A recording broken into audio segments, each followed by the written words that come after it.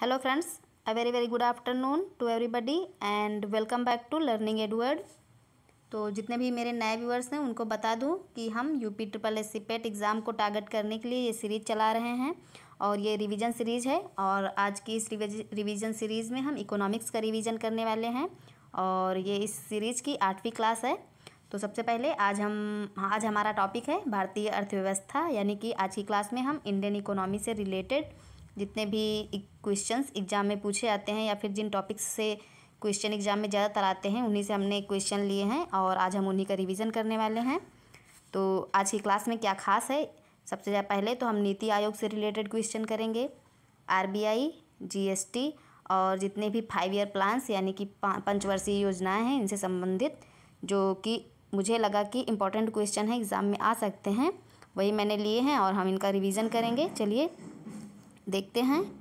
तो सबसे पहले क्लास को शुरू करने से पहले यदि आप चैनल पर नए हैं और अब तक आपने चैनल को सब्सक्राइब नहीं किया है तो प्लीज़ चैनल को अभी सब्सक्राइब कर दो। ऐसी ही और हेल्पफुल, नॉलेजफुल और इंटरेस्टिंग वीडियोस के लिए चैनल को सब्सक्राइब करने के बाद प्लीज़ बेल आइकन को प्रेस करना मत भूलिएगा। इससे क्या होगा कि चैनल पर कोई भी वीडियो आएगी तो उसकी नोटिफिकेशन आपको सबसे पहले मिलेगी। चलिए क्लास को शुरू करते हैं। तो आज की क्लास में स्टार्टिंग क्वेश्चन मैंने 5 ईयर प्लान यानी कि पंचवर्षीय योजना से लिया है और पंचवर्षीय योजना से रिलेटेड सवाल इकोनॉमिक्स जिस भी क्षेत्र में पूछी जाती है या फिर जिस भी परीक्षा में इकोनॉमिक्स से रिलेटेड क्वेश्चन पूछे जाते हैं उनमें पंचवर्षीय योजना से क्वेश्चन ज़रूर आता है। तो चलिए देखते हैं। पहला क्वेश्चन, पहली पंचवर्षीय योजना किस मॉडल पर आधारित थी। तो सबसे पहले तो हमें यही याद रखना ज़रूरी है कि पंचवर्षीय योजना की शुरुआत कब से हुई। तो पंचवर्षीय योजना की शुरुआत 1951 से हुई और पहली पंचवर्षीय योजना का समय 1951 से 56 तक था। और पहला क्वेश्चन क्या पूछा गया था कि पहली पंचवर्षीय योजना किस मॉडल पर आधारित थी। तो हैराट डोमर मॉडल पर आधारित थी पहली पंचवर्षीय योजना। नेक्स्ट क्वेश्चन, सामुदायिक विकास कार्यक्रम का प्रारंभ कब किया गया। तो सामुदायिक विकास कार्यक्रम का प्रारंभ 1952 में किया गया था। नेक्स्ट क्वेश्चन, द्वितीय पंचवर्षीय योजना किस मॉडल पर आधारित थी। तो द्वितीय पंचवर्षीय योजना और द्वितीय पंचवर्षीय योजना का कार्यकाल क्या था, 1956 से 61 तक था। और इस द्वितीय पंचवर्षीय योजना का मॉडल क्या था। तो द्वितीय पंचवर्षीय योजना का मॉडल पीसी महालनोबिस मॉडल था। नेक्स्ट क्वेश्चन देखेंगे, 4th नंबर, भारत में हरित क्रांति का जनक। तो हरित क्रांति, ग्रीन रिवॉल्यूशन किससे संबंधित है। तो फसलों के वृद्धि के लिए या फिर फसलों के अधिक उत्पादन के लिए हरित क्रांति संबंधित है। और भारत में हरित क्रांति का जनक कौन है।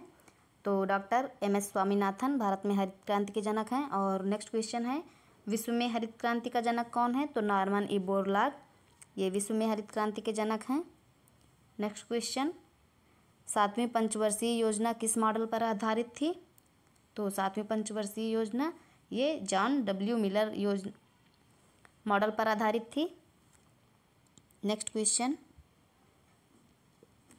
7th number, the wealth of nation पुस्तक के लेखक कौन है। ये बहुत ही फेमस पुस्तक है और इकोनॉमिक्स की सबसे बेहतरीन या फिर सबसे अच्छी पुस्तक है। इस पुस्तक के लेखक कौन हैं। तो अमेरिकन राइटर हैं एडम स्मिथ, ये इसके लेखक हैं। नेक्स्ट क्वेश्चन, अगर आपसे पूछा जाए कि अर्थशास्त्र का जनक किसे कहा जाता है यानी कि फादर ऑफ इकोनॉमिक्स किसे कहा जाता है, तो एडम स्मिथ को ही फादर ऑफ इकोनॉमिक्स कहा जाता है। नेक्स्ट क्वेश्चन, मानव विकास सूचकांक किसके द्वारा जारी किया जाता है यानी कि HDI ह्यूमन डेवलपमेंट इंडेक्स, ये किसके द्वारा जारी किया जाता है। तो ये UNDP यानी कि संयुक्त राष्ट्र विकास कार्यक्रम के द्वारा जारी किया जाता है और इसकी शुरुआत 1990 में हुई थी। और संयुक्त राष्ट्र विकास कार्यक्रम के 2 प्रमुख अर्थशास्त्री थे, एक पाकिस्तानी अर्थशास्त्री थे महबूब उल हक, यहाँ पर लिख देती हूँ मैं, महबूब उल हक, और दूसरे थे अमर्त्य सेन। महबूब उल हक ये पाकिस्तानी थे और अमर्त्य सेन ये भारतीय अर्थशास्त्री थे। इन दोनों ने मिलकर ह्यूमन डेवलप इंडेक्स प्रचलित किया था। नेक्स्ट क्वेश्चन, भारतीय सांख्यिकी संस्थान यानी कि ISI कहाँ पर स्थित है? तो भारतीय सांख्यिकी संस्थान कोलकाता में स्थित है। नेक्स्ट क्वेश्चन, मानव विकास सूचकांक का आधार क्या है? अभी हमने आपको बताया कि मानव विकास सूचकांक भारत के अमर्त्य सेन और पाकिस्तान के महबूब उल हक ने मिलकर इसको तैयार किया था। और इसका जो SDI का आधार है, तो 3 चीज़ें इसकी आधार होती हैं। पहला जीवन प्रत्याशा, दूसरा प्रति व्यक्ति आय, और तीसरा है साक्षरता या फिर आप शिक्षा से भी, इसको शिक्षा भी कह सकते हैं। अगर आपके एग्ज़ाम में ऑप्शन में शिक्षा है साक्षरता की जगह, तो ये भी सही होगा। ये मानव विकास सूचकांक के 3 आधार हैं, इनके आधार पर ही मानव विकास सूचकांक तैयार किया जाता है। नेक्स्ट, 12वीं पंचवर्षीय योजना का उद्देश्य क्या था? तो सबसे पहले 12वीं पंचवर्षीय योजना का समय 2012 से 2017 था। और इसका उद्देश्य क्या था? तो इसका उद्देश्य तीव्र समावेशी और सतत विकास था। नेक्स्ट क्वेश्चन, 15वें वित्त आयोग के अध्यक्ष, तो 15वें वित्त आयोग के अध्यक्ष NK सिंह थे। और यदि आपसे पूछा जाए पहले वित्त आयोग के अध्यक्ष, तो KC नियोगी, आपने नाम सुना हो तो। KC नियोगी भारत के पहले अध्यक्ष थे। नेक्स्ट क्वेश्चन नंबर 14, श्वेत क्रांति या ऑपरेशन फ्लड के जनक। तो भारत में दुग्ध उत्पादन में वृद्धि के लिए श्वेत क्रांति की शुरुआत हुई थी। और वर्तमान में यदि हम देखते हैं तो दुग्ध उत्पादन में भारत नंबर 1 पर है। और श्वेत क्रांति के जनक किसको माना जाता है? डॉक्टर वर्गीज कुरियन को। अभी हमने आपको बताया था हरित क्रांति का जनक, तो हरित क्रांति का जनक भारत में MS स्वामीनाथन और श्वेत क्रांति के जनक doctor Verghese Kurien. Next question, Narasimhan समिति का संबंध किससे है? तो नरसिम्हन समिति का संबंध बैंकिंग सुधार से। नेक्स्ट क्वेश्चन, केलकर समिति का संबंध, तो इनका संबंध वित्त विभाग से। नेक्स्ट क्वेश्चन, चेलैया समिति, तो इसका संबंध कर सुधार से है। नेक्स्ट क्वेश्चन 18 नंबर, मनरेगा की शुरुआत कब हुई? तो वैसे तो अगर हम नरेगा की बात करते हैं तो नरेगा की शुरुआत 2006 से ही हुई थी। लेकिन नरेगा की शुरुआत 2006 में हुई थी। और मनरेगा की शुरुआत अगर पूछा जाए तो मनरेगा की शुरुआत 2 अक्टूबर 2009 को हुई थी, गांधी जयंती के अवसर पर। और मनरेगा यानी कि Mahatma Gandhi National Rural Employment Guarantee. और नेक्स्ट 19 नंबर, सर्व शिक्षा अभियान की शुरुआत कब हुई? तो सर्व शिक्षा अभियान की शुरुआत 2001 में हुई थी। नेक्स्ट क्वेश्चन, जन धन योजना की शुरुआत, तो इसकी शुरुआत 28 अगस्त 2014। नेक्स्ट क्वेश्चन, GST काउंसिल की अध्यक्षता कौन करता है? तो GST काउंसिल की अध्यक्षता भारत का वित्त मंत्री करता है। और वर्तमान में यदि पूछा जाए भारत के वित्त मंत्री कौन है, तो भारत की वर्तमान में वित्त मंत्री निर्मला सीतारमण जी हैं। भारत की वित्त मंत्री कौन है? तो भारत की वित्त मंत्री निर्मला सीतारमण जी हैं। नेक्स्ट क्वेश्चन, नीति आयोग की स्थापना कब हुई? तो नीति आयोग, ये बहुत ही इम्पोर्टेंट टॉपिक है परीक्षा की दृष्टि से, आप लोग इसका रिवीजन करना मत भूलिएगा। नीति आयोग की स्थापना योजना आयोग के स्थान पर हुई थी।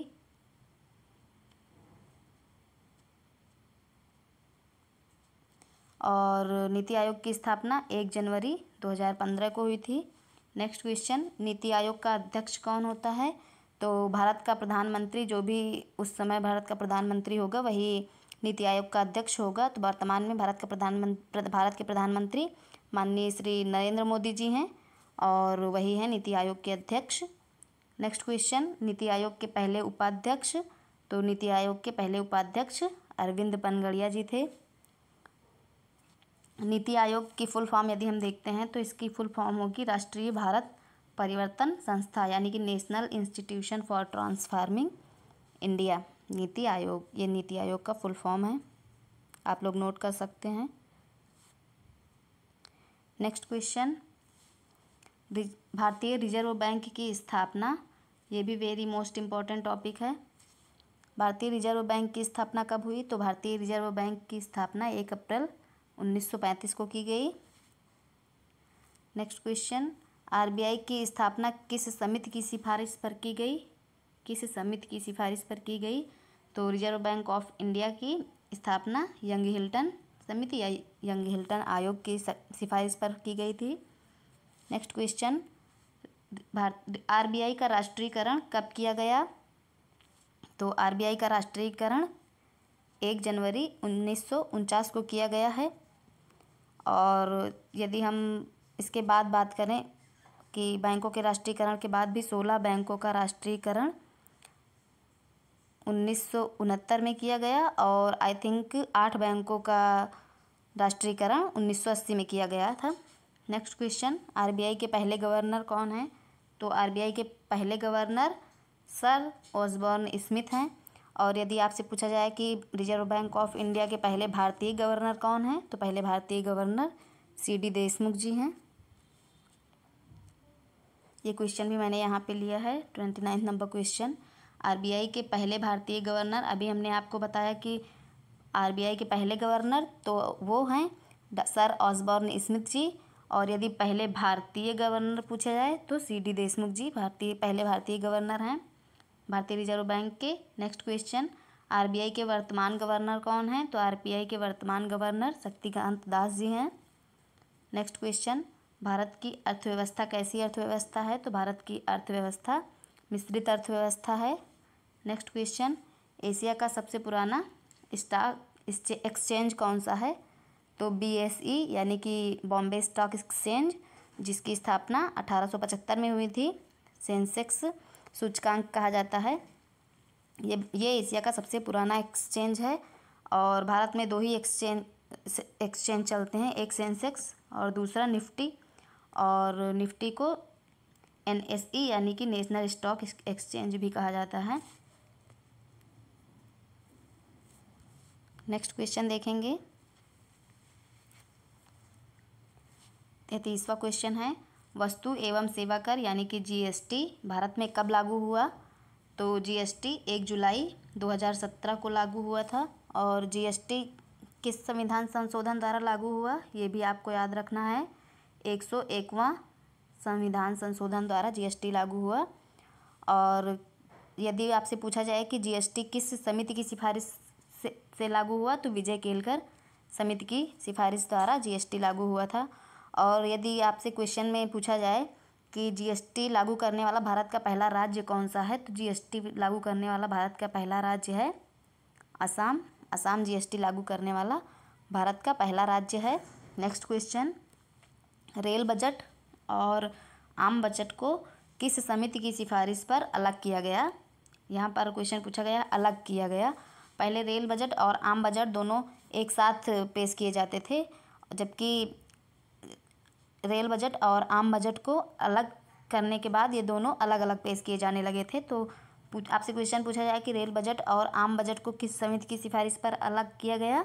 तो आकवर्थ समिति की सिफारिश पर इसे अलग किया गया था। और अभी हाल ही में नेक्स्ट क्वेश्चन मैंने लिया है, अभी हाल ही में रेल बजट और आम बजट इन दोनों का विलय कर दिया गया है। तो इनका विलय किस समिति की सिफारिश पर किया गया? तो विवेक देवराय समिति की सिफारिश पर इसका विलय कर दिया गया है, यानी कि रेल बजट और आम बजट को अब एक साथ पेश किया जाता है। और इसको का विलय कब किया गया? तो 2017 में इसका विलय कर दिया गया। सो गाइज, आज के लिए इतना ही। मैंने इतने ही क्वेश्चंस लिए थे। आई होप ये क्वेश्चन आपको आपकी परीक्षा में हेल्प करेंगे।